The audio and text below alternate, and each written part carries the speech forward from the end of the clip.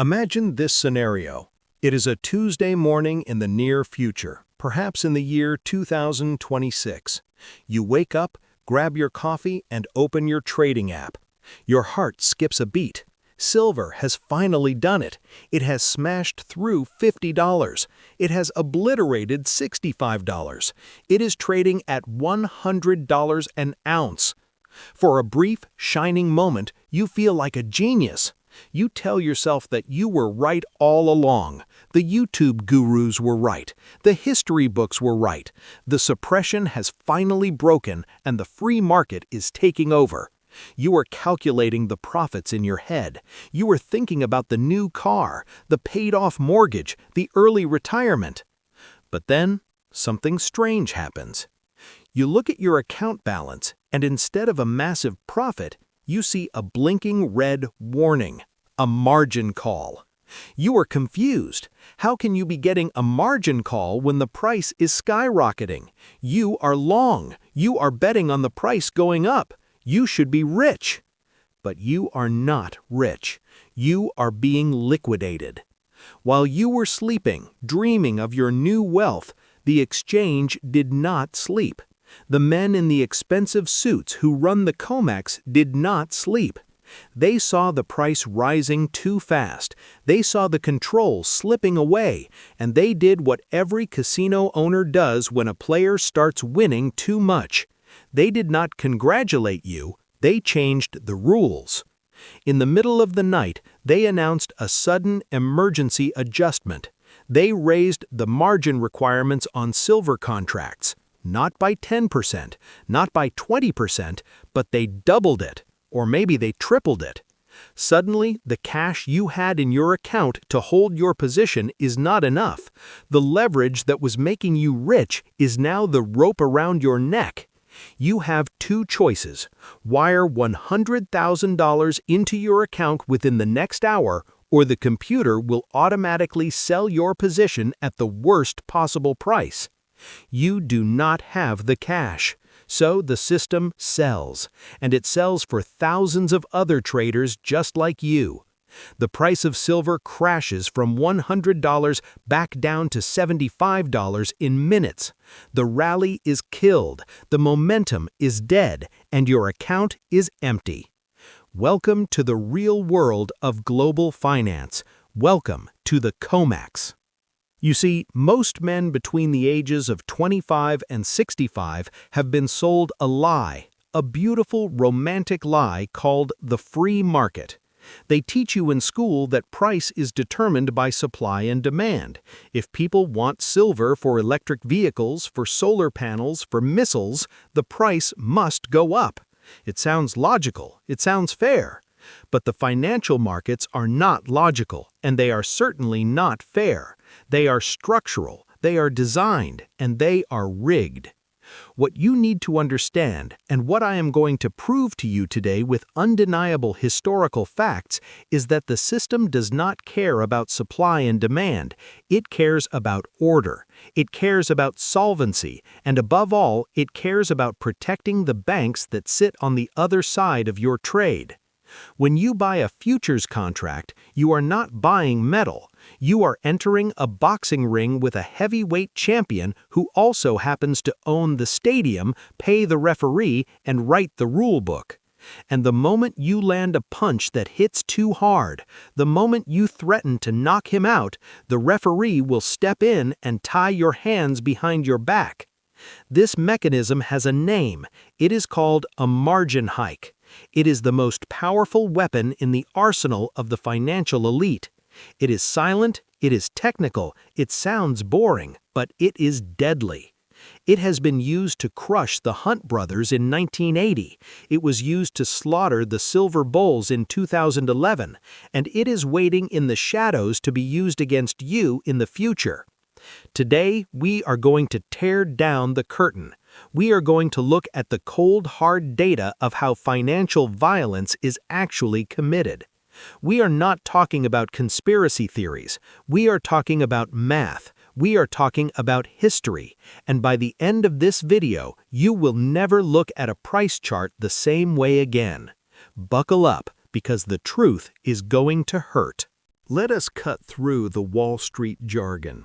They use fancy words like risk management, clearing mechanics, and volatility adjustments to confuse you. They want you to think this is complex science. It is not. It is a street hustle. To understand how they steal your money, you first need to understand the drug they are selling you. It is called leverage. Imagine you want to buy a house that costs $100,000, but you only have $5,000 in your pocket. In the real world, the seller would laugh in your face, but in the futures market, they roll out the red carpet. They say, "No problem, give us your $5,000 as a security deposit and we will let you control $100,000 worth of silver." That deposit is called margin. It sounds fantastic, right? If silver goes up just 10%, your $100,000 position becomes $110,000. You have made $10,000 profit on a $5,000 investment. That's a 200% return. You feel like a king. This is the addiction. This is why men flock to the futures market. But leverage is a double-edged sword with a razor-sharp blade. The problem arises when the price moves too fast. The exchange, the COMEX, acts as the central clearinghouse. They are the guarantor of every trade. If you go bust and cannot pay, they are on the hook. And trust me, they do not like being on the hook. They are allergic to risk. So what happens when silver starts spiking vertically, when it goes parabolic? To you, it looks like a payday. To the COMEX, it looks like a nuclear bomb ticking down. They see thousands of small speculators leveraged to the eyeballs. They know that if the price suddenly snaps back, these speculators will be wiped out instantly, leaving the exchange with a massive pile of unpaid debts. So they hit the panic button, but they do not stop trading. That would look too suspicious. Instead, they weaponize the margin. Let us go back to our example. You put down $5,000 to control that silver. Suddenly, at 5 o'clock in the afternoon, a notice goes out. Because of high volatility, the exchange announces that the margin requirement is being raised, effective immediately. Now, to hold that same position, you do not need $5,000. You need $15,000. The math changes instantly. You haven't lost money on the trade yet. The price might still be high, but your account is now in deficit. You are $10,000 short of the new rule. This is where the trap snaps shut. You have two choices. Option A, you wire $10,000 cash immediately. But let's be honest, most retail traders do not have piles of cash sitting around doing nothing. They are fully invested. So they are forced into option B. They have to sell. They don't sell because they want to. They don't sell because they think silver is going down. They sell because they have a gun to their head. It's a forced liquidation. Now multiply this by 10,000 traders. Suddenly, you have a massive wave of sell orders hitting the market at the exact same time. What happens to the price? It collapses. And here's the sickest part of the joke. Who is buying when you're forced to sell? Who has the deep pockets to step in and scoop up your cheap silver? The bullion banks, the institutions, the very people who probably lobbied for the margin hike in the first place. They flush you out, they take your position, and they thank you for your donation. This creates a feedback loop from hell. The margin hike forces selling. The selling drives the price down. The lower price triggers more margin calls for other people, which forces more selling. It's a cascade of destruction, and it is completely engineered. Don't think for a second that this is an accident. This is a feature, not a bug. It's a mechanism designed to strip the little guy of his position exactly when he is right. You can be right about the direction, you can be right about the fundamentals, but if you cannot survive the margin hike, you still lose. And if you think I'm exaggerating, if you think this is just theoretical, let me take you back in time. let me show you the bodies buried in the graveyard of history, because this has happened before, and the numbers don't lie. Let's rewind the tape to 1980, the era of disco, massive inflation, and two Texas oil billionaires named Nelson and William Hunt. These brothers weren't day traders sitting in their basements, they were heavyweights. They looked at the US dollar losing value, and they decided to bet big on silver. But they did something that terrified the banking establishment. They didn't just buy futures contracts to flip for a quick profit, they took physical delivery. They bought the metal, they loaded it onto planes, they flew it to Switzerland. They took it out of the system. By January of 1980, the Hunt brothers and their partners controlled hundreds of millions of ounces of silver. The price went vertical. In early 1979, silver was trading around $6. By January of 1980, it hit $50 an ounce. The shorts were bleeding out. The banks were facing catastrophic losses. If the price kept going up, the entire clearing system was going to implode. The establishment was losing the game. So, did they admit defeat? Did they let the free market discover the true price of silver? Absolutely not. They changed the rules in the middle of the game. On January 7, 1980, the exchange changed the margin rules. But that wasn't enough. The price kept rising. So, on January 21, 1980, the COMEX dropped the nuclear bomb. They announced a new rule called liquidation only. Listen to those words carefully. Liquidation only. Imagine you're playing a game of poker. You have the best hand, you have all the chips, and suddenly the casino manager walks over and says, "From now on, you are allowed to fold, but you are not allowed to raise. You are not allowed to bet. You can only sell your chips back to the house." If nobody is allowed to buy and everyone is forced to sell, what happens to the price? It's not rocket science, it's gravity. By banning new buy orders, the COMEX artificially destroyed demand while forcing supply onto the market. It was a rigged demolition. The result was immediate and brutal. The price of silver collapsed. It fell from its peak of $50 down to $10.80 on March 27, 1980, a day now known in history as Silver Thursday. The Hunt brothers were bankrupted. They were dragged through hearings. They were vilified by the press as greedy manipulators. But looking back, the real manipulation didn't come from the two guys buying silver. It came from the committee of men sitting in a boardroom in New York who decided that $50 silver was illegal simply because it hurt the wrong people. They proved a point that day, a point that stands to this very moment.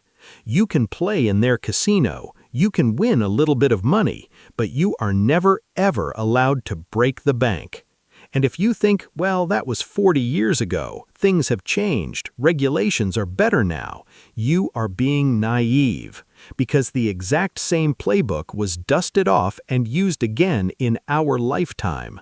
Let's fast forward to 2011. If 1980 was a tragedy, 2011 was a drive-by shooting. Let us set the scene. It was April 2011. The world was drowning in cheap money after the 2008 financial crisis. The Federal Reserve was printing dollars like toilet paper. Investors were terrified of inflation. They rushed into silver. The price rocketed upward. It climbed from $17 to nearly $50 in less than a year. It was a beautiful vertical line on the chart. Momentum was unstoppable. The shorts were getting crushed again. Then the empire struck back. But this time, they did not even wait for a specific announcement. They just used the margin weapon, and they used it with a speed and aggression that shocked the world. Pay attention to this timeline because it reveals the intent. On April 25, 2011, after the markets closed, the CME Group, which owns the COMEX, raised margins on silver. Was that enough? No. The next day, prices were still high, so they did it again, and again, and again. In the span of just 9 days, from April 25th to May 5th, the exchange raised margin requirements 5 separate times. 5 times in 9 days. They raised the cost of holding a position by 84% in barely more than a week. Imagine if your landlord knocked on your door and told you that your rent was doubling next week, and if you could not pay, you would be evicted immediately. That's what happened to silver traders. The impact was catastrophic. On Sunday night, May 1st, typically a quiet time for trading, the price of silver was smashed. In a matter of minutes, it plunged from nearly $49 down to $43.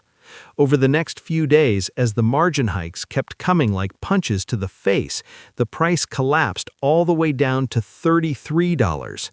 Billions of dollars in wealth evaporated. Not because the fundamentals of silver changed, the industrial demand was still there. The inflation fear was still there. The only thing that changed was the cost of sitting at the table. And here's the detail that exposes the hypocrisy. When silver crashes, does the exchange rush to lower margins to help stabilize the market? Do they cut the cost of entry to encourage buyers to step in and save the price? Absolutely not. They take their sweet time. They leave margins high for months, suffocating any chance of a recovery. They raise margins by taking the elevator, but they lower them by taking the stairs. This asymmetry is the smoking gun. It proves that these tools are not neutral, they are directional. They are designed to act as a speed limit for upside moves, but they provide no airbag for downside crashes. When the price goes up, it is called a bubble and it must be popped for your own safety. When the price crashes, it is called a healthy correction, and you are on your own. The massacre of 2011 taught us a brutal lesson. The paper market is a leash, and the moment the dog runs too fast, the master will yank the chain. So, what does this mean for us today? And more importantly, what happens when the leash finally snaps? So where do we stand today? We saw it happen again in February of 2021. The silver squeeze movement born on Reddit tried to corner the market. For 3 days, fear gripped the bullion banks. And just like clockwork, the CME group raised margins by 18%. Momentum died. Price fell. The script repeated itself perfectly. But there's a flaw in their system, a fatal crack in the foundation that no amount of margin hikes can fix. The entire futures market is a game of musical chairs. For every 1 ounce of physical silver sitting in a vault, there are hundreds, perhaps 500 ounces of paper silver traded on the exchange. It's a fractional reserve scam. It relies on one assumption, that investors will be happy trading paper receipts back and forth and will never, ever ask for the actual metal. But the world is changing. We're entering an era where silver is not just a shiny rock for investors, it's a strategic metal. It's in every solar panel, every electric vehicle, every cruise missile, and every high-tech chip. The industrial demand is real, it's physical. Apple and Tesla can't build products with paper contracts, they need the metal. This is the nightmare scenario for the COMEX. The margin hike weapon works effectively against speculators who use leverage, but it's useless against industrial buyers who pay cash and take delivery. You can raise margin requirements to 100% or 1,000%. It doesn't matter to a company that needs silver to keep its factory running. So, here's my forecast for the future. There will come a day when the paper price and the physical price divorce completely. The screen might say silver is $25, but try to find a dealer who will sell it to you for that price. They'll laugh at you. The premiums will be 50%, then 100%. Then the metal will simply become unobtainium, not available at any price. The COMEX might smash the paper price down to 0 to save their balance sheets, but if the vaults are empty, the price on the screen is just a pixel. It's a ghost. When that day comes, the margin hikes won't matter. The rules won't matter. The only thing that will matter is possession. So, what is the lesson for us, the men watching this channel? Do not try to beat the casino at their own table. Do not trade on high leverage in a rigged system where they see your cards and control the dealer. You're fighting a war you're designed to lose. Instead, play the game they can't control. Step outside the matrix.